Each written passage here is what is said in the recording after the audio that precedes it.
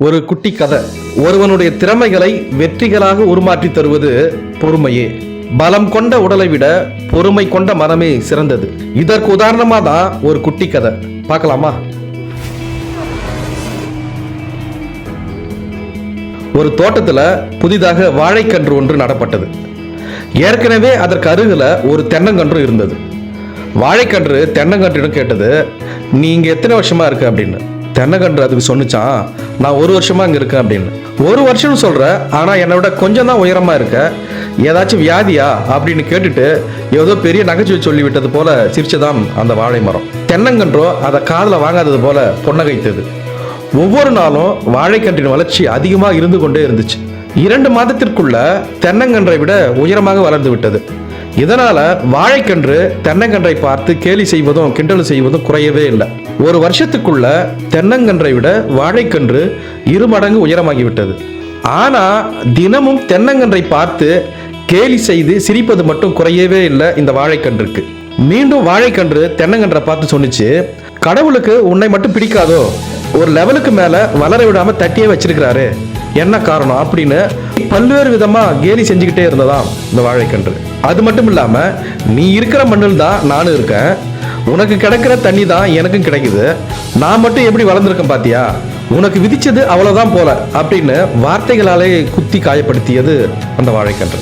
ஆனா தென்னங்கன்றிடம் இருந்து புன்னகையை தவிர வேற எந்த பதிலும் வரவே இல்லை. இன்னும் சிறிது காலம் சென்றது. வாழை மரத்திலிருந்து குலை ஒன்று வெளிப்பட்டது. அது பூவும் காய்களுமாக அழகாக மாறியது. அதனுடைய பெருமை இன்னும் அதிகமானது. இரவும் பகலும் தென்னங்கன்றை கேலி செய்து சிரித்தபடியே பொழுதை கழித்தது. பிறகு பல நாட்கள் கடந்து வாழை மரம் நல்ல உயரமா வளர்ந்து போச்சு. பிளவுபடாத அழகிய இலைகளா மாறிச்சு. கம்பீரமான குலை தொங்கிச்சு. வாழை மரத்தின் பெருமைக்கு அளவே இல்லாமல் போச்சு. பிறகு இப்போது அதனுடைய காய்கள் வேற முற்றி இருந்தன. அந்த நேரத்தில் ஒரு மனிதன் தோட்டத்துக்கு வரான். வாழை மரத்தை சந்தோஷமாக சுற்றி பார்க்கிறான். வாழைக்காய்களை தட்டியும் பார்க்கிறான். ஆனா தென்னை மரத்தை திரும்பி கூட அவன் பார்க்கவே இல்லை. வாழைக்கு இதை விட வேற என்ன பெருமை வேண்டும்? அதன் பெருமை அடங்குவதற்குள் திடீரென இன்னொரு மனிதன் கத்தியுடன் வந்தான். முதலாவது மனிதன் பிடித்துக்கொள்ள வாழையின் குலைகளை வெட்டி எடுத்தான். வாழை மரம் கதறியது. அதன் பெருமை எல்லாம் காணாமல் போனது. அதற்கு மரண பயமும் வந்துவிட்டது. அது பயந்தபடியே அடுத்த காரியமும் நடந்தது. என்னன்னா, வாழை மரம் வெட்டி சாய்க்கப்பட்டது. 1 வருட காலத்து ஆட்டம் முடிவுக்கு வந்தது. துண்டு துண்டாக வெட்டப்பட்டு தோல் உரிக்கப்பட்டது வாழை மரம். ஆனாலும் தென்னை மரம் இன்னும் பழையபடியே புன்னகைத்துக் கொண்டிருந்தது. அதன் புன்னகைக்கு என்ன அர்த்தம் என்பது இப்போது வாழை மரத்துக்கு புரிந்தது. ஒவ்வொரு நாளும் நமக்கு எத்தனை கேலிகள் இது போல. கவலைப்பட வேண்டாம், வேகமாக வளர்வதெல்லாம் வேகமாக காணாமல் போகும். ஒரு காரியத்தின் துவக்கத்தை விட அதன் முடிவே நல்லது. பெருமையுள்ளவனை காட்டிலும் பொறுமையுள்ளவனே வெற்றி பெறுகிறான். இன்று அரிதாகி வரும் நற்பண்புகள்ல யாவரும் எளிதாக பெற முடியாத நற்பண்பு ஒன்று உண்டென்றால் அதுதான் பொறுமை என்னும் நற்பண்பு. மகிழ்ச்சியின் திறவுகோல் பொறுமை. பொறுமை என்பது அவசியமான ஒன்று. விதைத்தவுடன் எவராலும் உடனடியாக அறுவடை செய்துவிட முடியாது. பொறுமை என்பது துன்பம் ஏற்படும் போது உணர்ச்சி வசப்படாமலும் கோபம் கொள்ளாமலும் இருக்கும் மனநிலை.